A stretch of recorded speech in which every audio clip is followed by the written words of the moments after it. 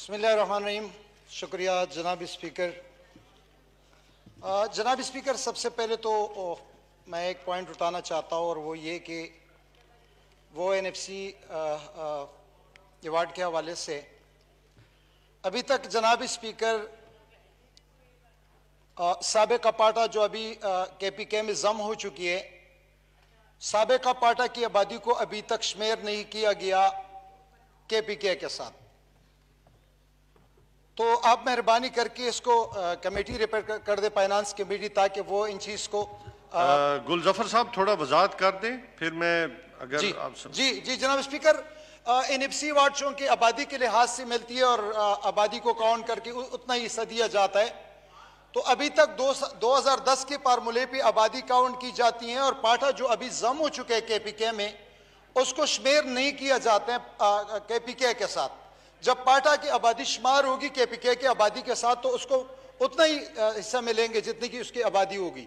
तो काइंडली इस चीज़ को रेफर कर दी कमेटी, फाइनेंस कमेटी, ताकि वो इन चीज़ को देखे और पार्टा की आबादी को KPK के साथ इंक्लूड करके उनको अपना बुनियादी हक दिया जाए। चलो इस मामले को जो है हम मुतलका कमेटी में रेफर करते हैं।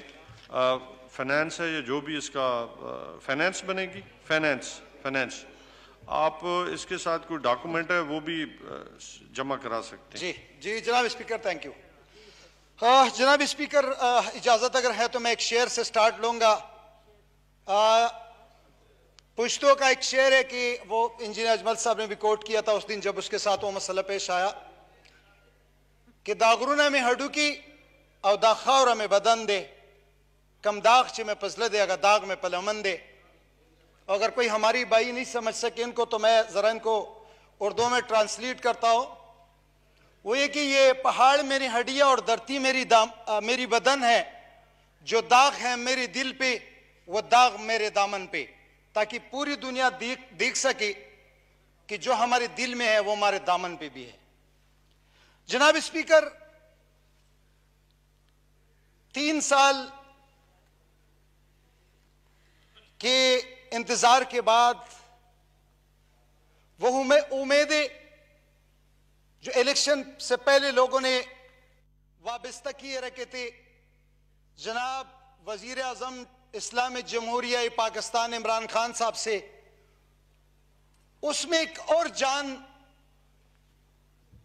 जो कम बैक किया, जो अचानक से इतने मुश्किलात के बावजूद जो बजट दिया गया, तो उससे वो हमारी जो उम्मीदें थी उनसे और बढ़ गई और उम्मीद है कि इंशाअल्लाह उल अजीज आइंदा साल इनसे अच्छे तरीके से डिलीवर कर पाएंगे। और जनाब स्पीकर, इसमें कोई दो राय नहीं है, ये पूरी दुनिया तस्लीम करती है, चाहे यहां बैठे हो लोग या यहां से बाहर हो, वो इस बात को तस्लीम करते हैं कि पाकिस्तान बनाने की ये आखिरी सियासी कोशिश है जो इंशाअल्लाह उल अजीज जनाब इमरान खान की क़ियादत में एक खुददार और खुद मुख्तार पाकिस्तान बनेंगे। ये हमारा उम्मीद भी है, हमारा यकीन भी है और इंशाअल्लाह एक दिन देखेंगे। इसके बावजूद की तकलीफ तो लाजमी होगी, क्योंकि उसको तकलीफ और शिकायत का हक भी है, क्योंकि जब खान साहब ने हुकूमत संभाला तो एक शेद की नहर निकल रही थी कराक्रम से, एक मोटरवे पे दूध की नहर बह रही थी, एक हमारे पहाड़ों से घी की नहर कि एक बड़ी जबरदस्त किस्म की वो बरसाती नाला बह रहा था। वो खान साहब के आने की वजह से वो तो सूख चुकी है। तो इन लोगों को खामखा एतराज का, एहतजाज का और इन सब चीजों का इनको हक हासिल है और ये करेंगे। लेकिन जो बजट दिया गया उसके हर सपे पे महबूसों, मसूरों, मजबूरों और कमजोर लोगों को रिलीफ दिया गया। शायद पाकिस्तान की तारीख में इस तरह का कोई बजट हो और मुझे उम्मीद है कि आइंदा बजट इंशाअल्लाह उल अजीज वो इनसे भी तारीख साज होगी। सिर्फ फेडरल का बजट नहीं, आप KPK की बजट में जाकर देखिए जिस तरीके से महमूद खान ने डिलीवर किया, यह भी मैं बता दूं कि शायद तारीख में इस तरह का कोई और बजट वो खुद न दे सके।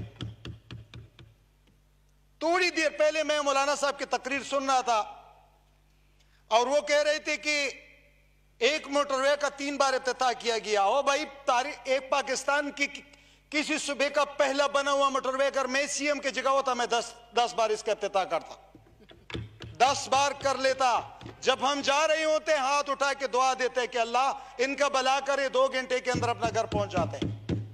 लेकिन काश वो इतने बेखबरी में बोल रहा था कि उसको किसी ने समझाया तक नहीं, हजरत मौलाना को, कि जो आप कह रहे हैं कि पाटा को आप 54 अरब रुपए दे रहे, तो ठीक है हम दे रहे, अगर नहीं दे रहे जो आपके साथ बैठे वो नहीं दे रहे।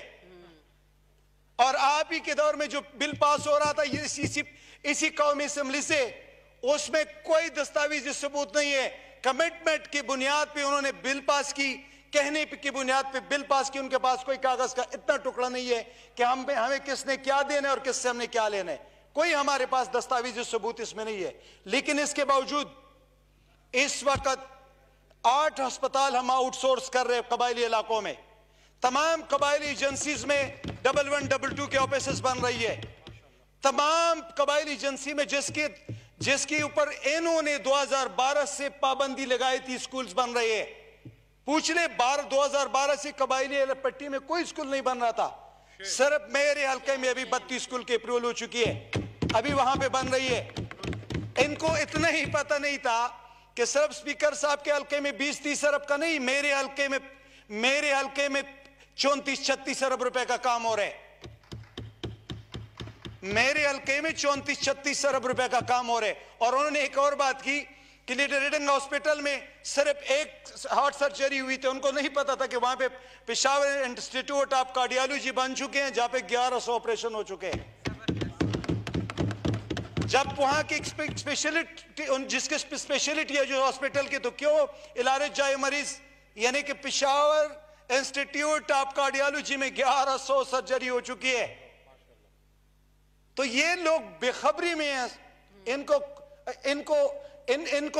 इनके ऊपर तनकीद हमारा हक नहीं, क्योंकि इनका तनकीद आका इशरक चौधरी साहब कह रहे थे कि आप घी का कीमत उसी जगह लेकर आए जहां से आप लोगों ने उठाया। हम कहते हैं हम घी का कीमत लेकर आते हैं, आप उसी जगह नवाज शरीफ लेकर आया जिस जगह आपने उठाया था। यहां से जिस जगह से आपने नवाज शरीफ को उठाया उसी जगह लेकर आए, हम उसी जगह घी की कीमत लेकर आएंगे। जनाब स्पीकर, कोई दो राय इसमें नहीं है। थोड़ी सी महंगाई होगी जिसको डिलीवर कर रहे हैं, इंशाल्लाह कवर कर लेंगे। बाकी पूरी कौम इस वक्त उसी नारे, उसी विजन, उसी मिशन और उसी खान साहब के साथ कारबंद और रहेंगे इंशाल्लाह। जनाब स्पीकर, हमें कोई इतराज नहीं है, और जो इतराज था एनएफसी के ऊपर आपने रिपर कर दी कमेटी में। सिर्फ 1-2 बातें ऐसे हैं जिससे लिसानियत मिलती है। हम जब इस पार्लियामेंट से बाहर थे जनाब स्पीकर, तो हम बहुत कुछ सुन रहे थे, लेकिन जब इस पार्लियामेंट के अंदर आए हमने वही कुछ सुना जो हम नहीं सुनना चाहते थे। हमने वो कुछ देखा जो हम नहीं देखना चाहते थे। जनाब स्पीकर, इस फ्लोर से, इस मुकद्दस ईवान से हमने कौमी सलामती के साथ जो खिलवाड़ देखा वो हम नहीं देखना चाहते। उसके साथ जो मजाक देखा हम नहीं देखना चाहते। ऐसी बातें सुने हमने कि हमने उस वक्त तब भी ये बातें नहीं कही थी जब हमारे अशियाने जल रहे थे। तब भी हमने ये बातें नहीं कही थी जब हमारे औबत में आप बेटियों के पिकर गोश्त के लुतड़े बन के बिकर रहे थे। हमने तब भी ये बात नहीं की थी जनाब स्पीकर जब हमारे घरों के सामने मुकबरे पे मुकबरे बनते रहे।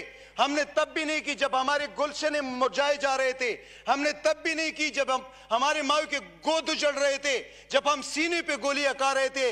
लेकिन इस ऐवान में हमने अपनी सियासी मफादात के तहत इस कौमी सलामती के साथ वो खिलवाड़ इन कुर्सियों से देखा, सुना, जिस पर मुझे शर्म महसूस हुआ कि हम जिस ऐवान में बैठे उसमें कौमी सलामती के साथ ये खिलवाड़ के ली जा रही है। इनको नहीं है पता जनाब स्पीकर, इनको इस मुल्क की, इस इस्लामी दुनिया की माटी की जुमर का नहीं पता कि पाकिस्तान क्या है, पाकिस्तान ने हमें क्या दिया।